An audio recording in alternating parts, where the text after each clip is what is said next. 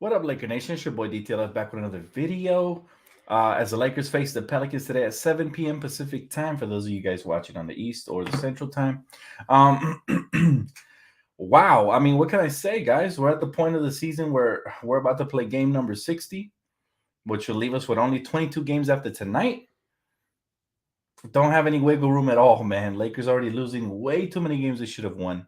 Uh, and, it's like my boy right here said, you can't get over the last game. It's been really hard to stay positive, but in order, us diehard Laker fans, we always look for the bright side to everything. Now, that was horrible last game. What's up, everybody? It was horrible last game, but the one bright spot now that I'm more, I cleared my mind, vented, all that, is Austin Reeves, man. And coach said that he really likes what Austin Reeves brought as a starter. So maybe he has earned his full-time job. So we'll see what's up. What's up, Garrett? He said, Dan, what's good? Lakers money line tonight. What'd you think? Oh, man. It's really hard to bet on this team, bro. I expected at least the last 10 wins in a row, and we haven't got none of that. So, again, we have our starting lineup again tonight. Now, is the exact same as the previous night for those of you guys just tuning in. It's going to be Russell Westbrook at the point, Austin Reeves at the 2. That's the bright spot. Dwight Howard at center, Trevor Ariza, small forward, and LeBron James power forward. So, again, the only good thing about this is that Austin Reeves is getting valuable minutes, and he's starting to, to secure his starting lineup rotation. Now, the bad news, we're going up against the Pelicans. We're going up against ex-Laker Brandon Ingram, who tends to have big games against us. We're going up against newly acquired CJ McCollum, who's a very good combo guard, and he's haunted my Lakers for years on Portland. Now he gets to do that on New Orleans. And of course, Jonas Valanciunas, who, by the way, is a rebounding beast. Okay, he's a rebounding beast, and the way the Lakers, our lack of crashing the glass can be a problem tonight versus a team like this because they're young. Obviously, they got Jackson Hayes there at center, so that's another big. They run a 2-big lineup, and you're going to see how beneficial that is with that type of team, especially versus a small team like the Lakers. If we decide to go small, like the other night when we didn't play Dwight at the 5 in the 4th. He said, Dan, what do you think? The Lakers should sign Tyreke Evans? I mean, at this point, I'm willing to do anything, man. Our season, there's not a lot of hope for our season. Injuries. We have 19. All right, ESPN posted the demographic. We have 19 losses in the clutch that we could have won. 19. That's damn near 20. That's a fraction of the season because we are not able to be properly coached and we haven't been able to be properly led down the stretch. So, bruh, that's heartbreaking when I saw that demographic the other night, especially after the loss to the Flippers, bruh. That shit still stings, and it just feels horrible. Really quick, I want to take a quick pause, man. I want to shout out my sponsor, Prize Picks. Never forget about them. Always grateful, man. Try promo code DTLF for new signups. Definitely check it out, man. All right, so I'll take a couple questions. He said, can we get a damn win? Listen, you just never know what version of the Lakers are going to show up. Are we gonna get the hungry version that was able to, get the win despite of Anthony Davis' injury versus Utah? Or are we going to get, the crappy version we saw versus the Clippers the other night? It depends. Our leadership had, Russell Westbrook and LeBron James are $40 million plus paid players have to step up. All right. No more excuses. Russell was okay up until the fourth quarter when he tried to play hero ball, blew some layups, killed it for us. And LeBron James was not good. All right. I don't know if he was trying to do too much or he wasn't trying to do enough. Bottom line is there was times where there was wide open teammates and he was forcing it 1-on-3. And then there were times where he should have took it to the hole. And, like the last game of the last play of the game, maybe he was tired. I don't know. But my bro, he dribbled the clock way too low, ends up giving it to Melo, and you know the rest. So I want to see those two guys step up because we follow suit, right? Those are our leaders, especially LeBron. Now, as far as role players, I want to continue to see that hustle, that grit, that determination from Austin Reeves. I mean, he's been phenomenal. Forget about the numbers, just the heart. The other night when Reggie Jackson kept trying to go at him, the way he blocked his shot, dove on the floor, just the heart, man. I want it to become infectious because it's kind of embarrassing when our veterans aren't playing that hard and our rookie is. Like, bro, if our rookie, our rookie cannot be the leader of this team defensively. We need others to step up, especially defensively. You know who I'm talking about. He said, what's good, Dan? Let's get this dub. Let's get it, bro. I'm ready, man. I'm starving for dubs. We need to string together some wins if we want to have a chance. All right, if we want to have a outside chance of making some noise in the postseason at all. I mean, first we got to worry about making it. He said, Dan, never mind. CJ has been hooping lately. Pelicans money line. I don't know what to tell you there, man, because this is the most inconsistent Laker team probably in the history. One night we get an inspired team when Aaron Donald shows up, and then the next night we get the team we got the other night versus the Flippers. So if I were you, I wouldn't give you no advice on who to bet on. You know me. You know, I'm always judging with my heart, so I'm always going with my Lakers, even though we stink this year. But you know, to truth be told, I'm not going to gamble with your money, brother. I got too much love for y'all. He said Monk deserves to start. Monk and Reeves need to play together. I agree, Roy. That's a good point. And they shared the floor for limited minutes versus the Flippers, and they look really good together. They're both playmaking off of each other. They both give us a hustle and grit. And offensively, I really like what Malik brings as a combo guard, able to create for himself and others. We need that over Trevor Reeves especially, but listen, I'm done. Again, I'm done talking about the subject. You guys know how I feel about the coach, his inconsistencies, his rotations, and like he'll play Malik Monk 3-4 games and he'll take him out for the next 3 or 4. So you just never know with this coach. Sean, he said, love the channel. Dan from Michigan. Appreciate you, Sean. Shout out to Michigan, man. Look, listen. What version of the Lakers will show up tonight is entirely up to them. All right, because a lot of these games, 19 to be exact, that have went down the wire, we have lost 19 of those. A lot of those games were winnable. Imagine had we won at least 15 of those 19, right? Because we have the talent to do it. Obviously, we have LeBron James, one of the best players on earth. Clearly, we had Anthony Davis before he got injured, one of the best bigs on earth. And we have veterans, guys like Carmelo who can hit big shots, Malik Monk who's been stepping up. Austin Reeves has hit 2 of those go-ahead buckets for us this season, a rookie. So then you have to do the math and equate why it's not adding up to victories. 19 losses is way too much for any team that has LeBron James on it. So then you look at the rotations. All the times Frank Vogel decided not to play it big in the fourth quarter. All the times somebody was hot and Frank Vogel set him out too long. All the times we just went with the wrong combinations and he didn't call timeouts on time to stop the bleeding. And then the lack of play calling. I mean, what was that the other night to end the game? Like, that cannot have been coached. Either they're not buying whatever he's selling or he's not selling anything to them. Either one, man. Pick your poison. It's all bad. How's my Sunday been? It's doing good, Supreme, considering the circumstances with the Lakers and what's going on around the world. I got to say I'm thankful. I'm blessed. So thanks for asking, man.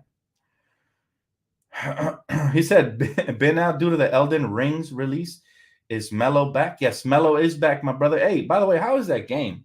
I haven't had time at all to, buy any games or stuff like that, but I've been curious. I've seen people raving about it. Might have to check it out, man. I might have to go cop that. He's a hi, Dan. Just to be clear, I'm aware Shaq doesn't play anymore. I'm just curious if your opinion would prime Shaquille O'Neal save this Lakers roster? Hell yes.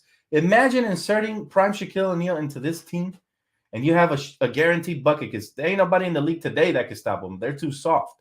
Too many small ball teams. I mean, you plug in a cannonball like that and it's Geronimo, baby, because this man is getting none but 10s on splashing on him down low. So I got to say, yes, I mean, is that even a question? A Hall of Famer like the real Superman, Shaquille O'Neal, would in his prime? Forget about it, bro. We'd be talking about a three-peat right now. Because we wouldn't have took last year off either if that was the case. But they're honoring Stu Lance right now. That's what's up, man. Shout out to Stu, bro. Shout out to Stu. I love Stu Lance, the OG, man. He was out there. He's been out there forever, man. He said, Dan, we will ride with the Lakers, but just get your hopes up. He said, I feel like every time they give us hope and let us down. Wait, did you mean don't get my hopes up? Because trust me, my hopes are not up. I'm at the point where I got to see it to believe it now with this team. Like, all my hopes and dreams went down the drain with the last loss versus the Clippers. However, like I said, they got to show me at least 5 to 6 game winning streak, and then I'll be excited again. But for now, they get one win, I'll be happy for it. But am I going to start talking championship contender? No, because I'm a realistic Laker fan. Die hard, but realistic. And I got to say, there's a lot of teams that look a million times better than us right now, both in the West and in the Eastern Conference. My favorite, as people have asked me, has been Milwaukee since acquiring Serge Ibaka. They're even going to try out Tyreek Evans. They have all the size. They got a superstar that's relentless. And what do I mean by that? I mean a player that gives it 110%, even in the All-Star game in Giannis. Give me that player, man, any day of the week. And then he has size on top of it. He's not like a Steph Curry type who can get exploited with the lack of size and he gets double team, take him out of the games. Nah, Giannis, you can throw a double or a triple team. He's still going to be aggressive, as you saw what he did in the finals to those Phoenix Suns and their lack of size compared to the Bucks. So now they get bigger, they get more skilled with somebody like Serge. That's my favorites to come out of the East at the very least, probably to win it all. Unless something crazy happens, barring any injuries or anything like that. But yeah, my boy said, hey, man, I'm late, but I'm expecting LeBron to have a vengeance game after his performance against the Clippers. I hope so, man. I picked them up on daily fantasy because my faith in LeBron is never lost. You know, he had one bad game. Yeah, I was mad that it was against the Clippers. But that's just the thing. I don't think LeBron's been here long enough in Los Angeles to understand that anytime we play the Clippers, we just have to quiet them down because it really gets annoying for us Laker fans to have to listen to that little buzz, to that little buzz hanging around after they get a dub. So, I mean, let's just hope that, he eventually gets that. Every time we play the Clippers, we need 110% from the King, especially because we need those victories. All right. He said, I'm for trading the so-called big three. He said, let's get a quick fix and some picks. These fakers are hard to watch. Now, I wouldn't call them fakers, man. We're never going to disrespect Lakers. But I understand what you're saying. Yeah, this team right here is definitely lacking some consistency at the very least. They're definitely lacking passion on a nightly basis. And like I said, it's embarrassing when the player playing the hardest was Austin Reeves on the defensive end. And yeah, LeBron always plays hard on the offensive end. But there's times, and I get it, he's older, so there's only so much we can ask from him. But, man, I was just like, it's not your night, LeBron. Just kick it out, bro, if you're gonna play like that, Hey, I appreciate you, bro. Thanks for the donation. My boy said always rooting for BI. Individually, yes, but tonight I cannot. All right. Anytime anybody faces my Lakers, no matter what team it is, anytime they play my Lakers, I stop rooting for you. Whether it's Kuzma, Brandon Ingram, Julius Randle, D'Angelo Russell, Jordan Clarkson. Like for this night, I don't care about Brandon Ingram. Like we know how talented he is and all that good stuff, but you won't catch me rooting for him tonight. Not tonight, brother.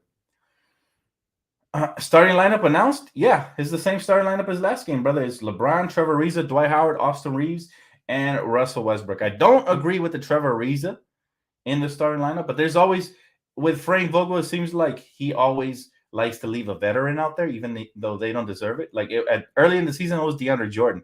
We all had a problem with that. Now he's corrected that problem, but now he throws in Trevor Ariza, who has not been that great for us in the starting lineup. I think he's way better suited off the bench. I mean, he's been so bad that Lakers fans have said he shouldn't even be on the roster. But I'm not going to go that far. What I'll tell you, my take on that is, at this stage of his career, at best, he's a role player, man. And that is something about Frank Vogel that he's addicted to veterans to the point where even if there's other players clearly that deserve to start over him, Stanley Johnson, THT, Malik Monk, pick your poison.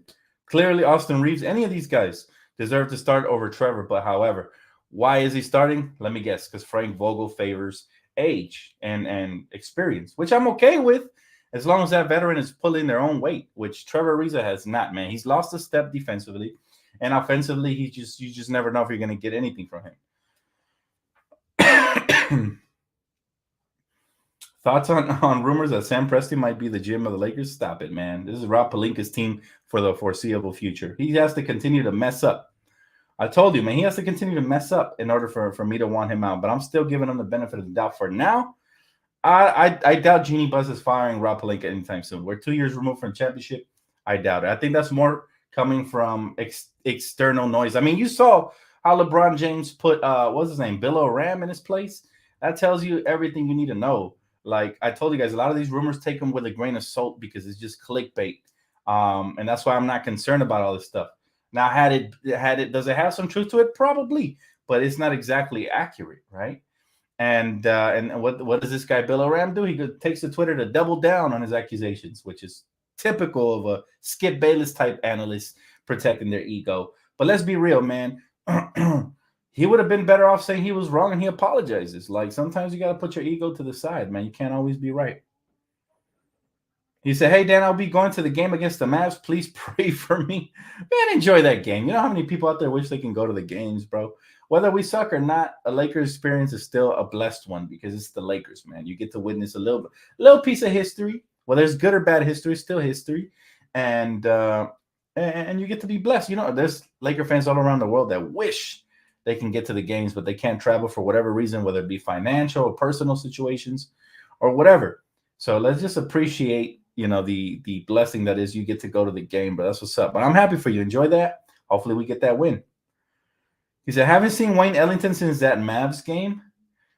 This is the problem I continue to have with coaches. You just never know who's going to start on any. I kind of figured he would go with the same starting lineup as last game, but I always have to check my phone just to make sure because Frank Vogel, he's a wild card, man. We are 60 games in officially tonight, and he still hasn't had a set lineup. And people will say, well, it's because of the injuries. No, Malik Monk should have stayed in the lineup the whole time, along with Austin Reeves instead of Trevor Ariza. And coach just can't get it right. He can never get it right. So he'll put in Trevor, and then when we lose again, he'll subtract Trevor and put in Stanley Johnson, and there's no stability, guys. We expect consistency from our players, but that's really hard to do when you're consistently being moved around and shuffled in a lineup. Again, I hate to use this reasoning because a lot of y'all, I probably already just made you guys deaf from how much I've been using this example. But Kyle Kuzma, he gets a consistent role. Now you see the numbers he's putting up. So there, I used it. He said, how many players on the roster are a step slower than before? 2 so far, DJ and Trevor Ariza. Let's see. Well, Russell Westbrook is definitely a step slower than he was last year. Last year, he was dunking all over the place. This year, we can count him with one hand how many dunks he has, especially the posters. You can count it with 2 fingers probably. Ken Bazemore? Yeah, Ken Bazemore, I don't know, man. He ain't playing like he did for the Hawks. That's all I know. And sometimes that happens. Sometimes they come to the limelight. They come to Los Angeles, and the lights are too bright. Let's see. Who else? Who else is a step behind? I mean, that's pretty much it that I can think of off the top. DeAndre, Trevor, Russ, Kent. Yep, there you go. He said, Dan, do you remember the time that Matt Barnes pushed the basketball right at Kobe's face and he didn't even flinch? That just shows you how fearless Kobe is. Listen, that was spectacular, bro. I was raving about that to all my homies at the time, especially the ones that weren't Laker fans. I was like, check this out. Bazemore's just a cheerleader, but Sakura was way better than him. Sakura had heart, man. Anytime he came out there, he played his hardest, even though obviously his skill set didn't match, but he at least gave it his all, man. That's one thing I can say about Robert Sakura. That's why fans always like players that give effort, no matter who it is, right? It could be anybody. It could literally be anybody as long as they play hard. And that's, you guys remember DJ Benga? Diehard Laker fans remember Taco. Y'all remember DJ Benga? He sucked. Let's be real. Like, bro has stone hands. You know, he was really tall. What was he, like 7'2", 7'3"? But the fans loved him. He was a fan favorite because he played hard every time he came in on the court. So every time he came onto the court, he would play his hardest. And that's all we expect as Laker fans. We want to see you give it your all, man. And we really start getting on your case when you don't either play hard or smart. When you play dumb or lazy, you're not for LA, bro. You're not for the Lakers. Dontario, my boy, said the Lakers are low-hanging fruit, an easy target for the media, so they're coming in droves. That's facts. He said the real ones block out the noise, bro. Oh, I already know. I'm not concerned about any. You already know. I'm not concerned about anything that the media truly says, other than maybe like when they discuss trade rumors or. But the truth eventually comes out, just like it did after this All-Star weekend. So I told you guys, take everything with a grain of salt. I agree with my boy right here. He's absolutely right. He said, Dan, stop telling them who's a step slow. They're trying to get blueprints. They know. I mean, the league knows. The league knows, bro. Ryan Kelly, Tarek Black. Exactly. See, perfect example of players that played extremely hard. Maybe their skill sets didn't match, but especially Tarek Black. He was amazing just with his motor. I mean, I loved him. Who remembers Ronnie Turiaf? Ronnie Turiaf was another one. He was actually kind of nice as a role player. Larry Nance Jr., players like that were fan favorites because they They played hard, man. They gave it their all. They appreciated what it meant to wear purple and gold. He said, Dan, I bet you my lunch money pays more dunks on you. What? That makes 0 sense. Kate, what are you talking about? I bet you your lunch money pays more won't dunk on me because I'll never meet him. So you lost the bet. Pay up, homie. He said Thomas Bryant is greater than DJ. Oh, my God. I used to love Thomas Bryant. You guys remember when I scouted Thomas Bryant? And me and my brother Josh were out here talking about he has a lot of potential to be like a Clint Capella, but with a jump shot. That's exactly what he turned out to be, except he's been injured lately. But he looked nice on the Washington Wizards, and we should have never cut him either, man. I hate that we had to cut all these players just to make cap space, but it had to be done. Dan, are your Lakers going to sign anybody on the buyout market? I'm not sure. It's not looking likely. A lot of players watch ESPN, so they hear the rumors and they get scared, man, and they magically disappear. They're not for LA. Kobe said it best. If you have to beg a player to come here, he's not Laker material. I'll say the same thing, man. We're not going to go out here hunting, C-listers. It is what it is. This season is a wash unless they could turn it around here in the end, but it's highly doubtful. Now we got to look at the positives, man. We got to look at the young players like Malik Monk, Austin Reeves, THT. These are golden opportunities for them to continue to develop. I've been pleased with we talked a lot about Austin Reeves and Malik Monk, but I've been pleased with the way that THT has balled out since after All-Star break. And I kind of figured he would because I know he's a hooper. He's not really trash like the casuals say, right? But remember, I told you guys, don't be shocked if THT starts playing a lot better after the All-Star break. Well, he has. So, again, I absolutely love what he's doing. Austin Reeves, clearly, Malik Monk. I would love to see if old Kendrick Nunn ever comes back because, man, I've never seen an injury keep a player out that long, at least not a bone bruise. That's just really weird. I'm like, what is he doing?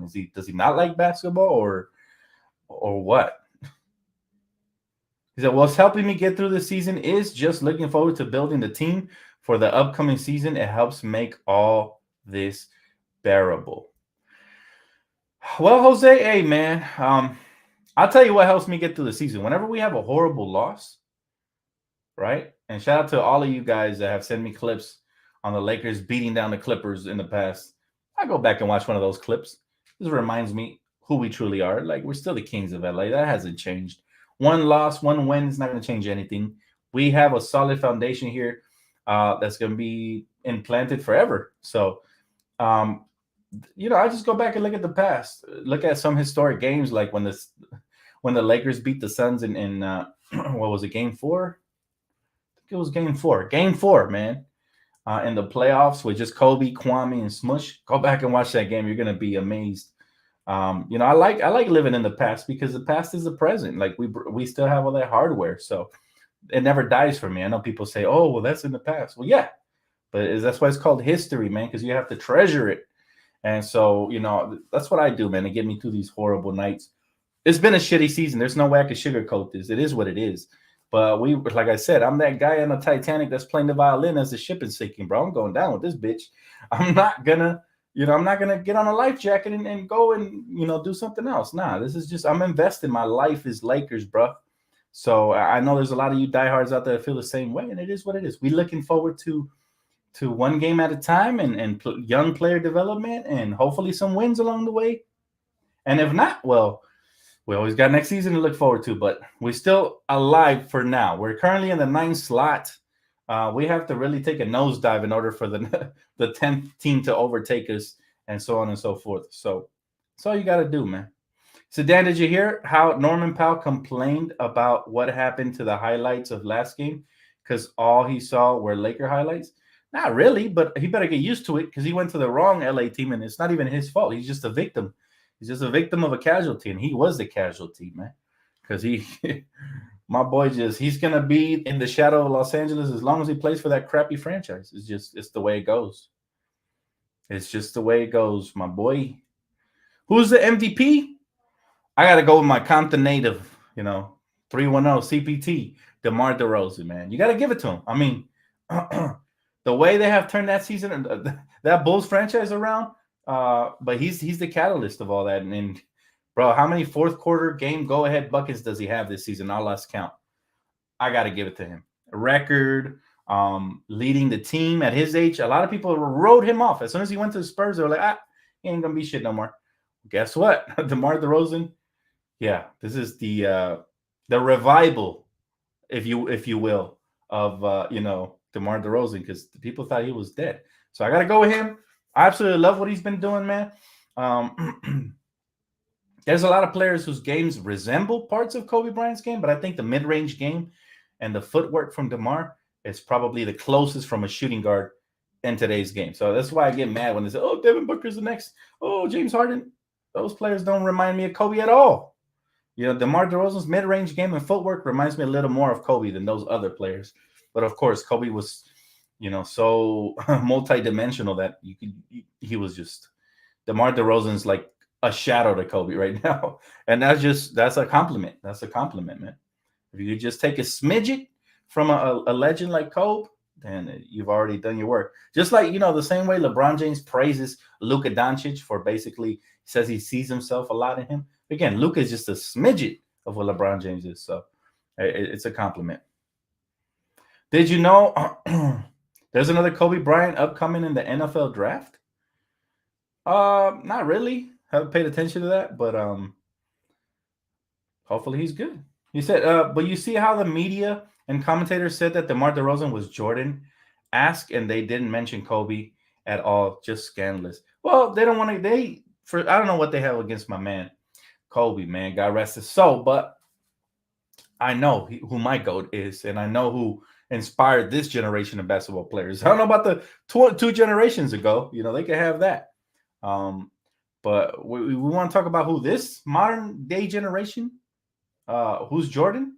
It was Kobe Bryant. All right. Kobe Bryant was the modern day Jordan, whether they like it or not. All right.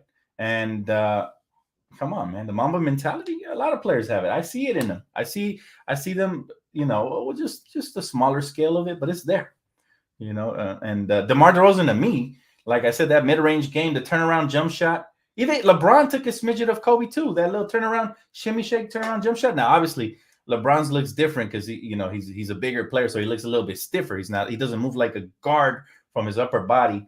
It looks like he's sitting on the throne and leaning back when he shoots the ball. So he looks kind of stiff. But it reminds me of Kobe too. It really does. And of course, Kobe ripped the page out of Michael Jordan's book and so on and so forth. Like I said, the best players take parts from different players' games. Now, here's the interesting part, and this is why I always get on player fans' heads, because they take it as an insult. The other night when LeBron James went crazy, he went ham. I was like, oh my God, like I tweeted a picture of LeBron, like he looked like he was meditating. I said, he's channeling his inner Kobe. And for some reason, LeBron fans took that as offense. I'm like, that's not an insult at all. That's a compliment, But that's what I'm telling you. Like, real hoop heads know that the greatest players of all time have taken from their previous, from the previous counterparts. They've taken from the previous legends, from the previous GOATs. And that's what the best players do. And that's not an insult. That's a compliment. If you're good enough where you can emulate certain parts of a certain player, because obviously no two players in the history of time are the same. We can make comparisons day and night, but they all have a different DNA. They all have a different style of play, different everything, different tendencies. Am I going to do a halftime show? You guys want me to do a halftime show? It depends, man. Smash the like button. Get this video up to, what we got, 270? Get it up to 250 likes and I'll do a halftime show for sure. I got y'all. The Mavs just beat the Warriors. It's the NBA, man. Any given night, a team can get hot and go off. So this is exactly why we can't take the Pelicans for granted tonight. Lakers got to come out here and, again, show the sense of urgency, show fight, and show consistency. We've been a one-half team. Have you guys noticed? We suck during one half, and then we'll be bad. We'll be better during this next half. Or we'll play really good the first half, and then we'll suck during the last half and give up huge leads. So we need to be smart and intelligent, just take care of the ball. And he said, go off, Dan, especially if we're losing. You know me, man. I can't control my emotions. I'm a fan. The name of the channel is Dan the Lakers Fan. I'm not going to sit here and pretend to be an ESPN analyst or anything like that. Do I know the game? Yes. Am I still an emotional fan? Of course. It's called passion. Let's get this dub. Yes, sir. Let's get it. Hey, man, I'm ready, bro. I'm ready for some victories. All right. We've been starving all year long, and the Lakers haven't fed us these victories. So now, I'm ready. I'm ready. He said Tatum took from Kobe. Kobe took from Olajuwon and MJ. Exactly. Kevin knows what's up, man. Kevin is my right-hand man. I appreciate you, Kev. Always backing your boy up. Absolutely. All of his old heads, we've seen it in the past. This is not new. We see players from the past and we're like, oh, reminds me of this player. I see all kind of like young players. Like, come on, don't tell me John Morant doesn't remind you of Derrick Rose. Like, come on, we've seen this before. All right, it reminds me of him, and a mixture of John Wall and Derrick Rose. Who else? I mean, from now, modern day. Obviously, people said Tatum. He reminds me of a mixture. He has some Kobe in him. He's got some. He's actually has some Paul Pierce in him too. Believe it or not. Not saying that just because he plays for the Celtics, but he has a lot of Paul Pierce in him, especially with the face-up game. A little bit of Kobe here and there. You look at Trae Young; he's got a lot of Steph Curry in him. He's got a little bit of handles here and there, a little bit of Kyrie. They take from each other, man. Who else? Give me some names. I like to remember Donovan Mitchell, a little bit of D Wade, a little bit of Baron Davis. Y'all probably think I'm making these comparisons based on height or stature. No. If you don't tell me Donovan Mitchell reminds you a little bit of prime Baron Davis back when he was with the Charlotte Hornets, then you haven't been watching basketball long enough. Reminds me a little bit of him. All right. Ja will be a Laker. Thoughts? I don't know. I'm not even gonna speculate or like he lost me as a fan, bro. That shit. He was talking shit about my Laker fan base. I'm cool on that. I respect his talent, but I'm not cool with the kid until he says something respectful about us or joins. You know my rule. Everything's forgiven once you join the purple and gold. Kyrie took a little bit of AI. A little mixture of some of the greatest ball handlers out there. Let's be real, man. Booker's in that category. I don't know what category you're talking about. Booker reminds me of a lot of players, man. He reminds me a little bit of Ray Allen back when he was with the Seattle Supersonics. That's my bigger comparison for that's a much better, bigger comparison than the Kobe Bryant one, to be honest with you. He said LA has a lot of shiny objects lately. We stay winning, baby. I like that. I like you reminding us during the turmoil that, AD AD has some Tim Duncan to him. He has some Kevin Garnett. I see a little bit of that, but he's a hybrid. Like his face-up game is amazing. If he could just stay healthy and just stay aggressive. Now, somebody asked me the other day, who would you prefer, Giannis or Anthony Davis? I gotta be real. Giannis. Why? Giannis has led a team to a championship. AD has been a part of leading a team to a championship, but he's never been the main pillar. We already saw that from Giannis. He was the go-to guy. He made the plays to put his team over the top, especially in the finals. But the only difference between AD and Giannis is the motor. And of course, the athleticism is a little bit better for Giannis, but it's not far off. You know what I mean? Imagine if Anthony Davis wasn't injury prone and he had the same motor as Giannis, it'd be a nightmare, man. It would be a nightmare, for the opposition. So that's my only regret with AD. I love the kid, man. He has the world of talent, but man, he's injured a lot. That's one.